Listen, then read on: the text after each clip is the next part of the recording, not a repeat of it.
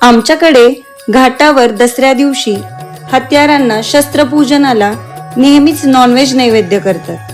ह्या वर्षी मस्त तर्रीदार मटन रस्सा, सुक्क चिकन आणि विचार केला नेहमीच्या लेअर बिर्याणीपेक्षा वेगळी अशी वन पॉट बिर्याणी बनवावी.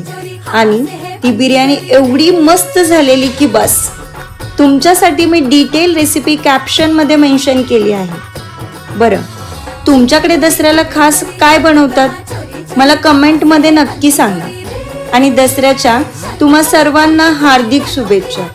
रेसिपी आवडल्यास नक्की लाईक, शेअर आणि कमेंट करायला विसरू नका.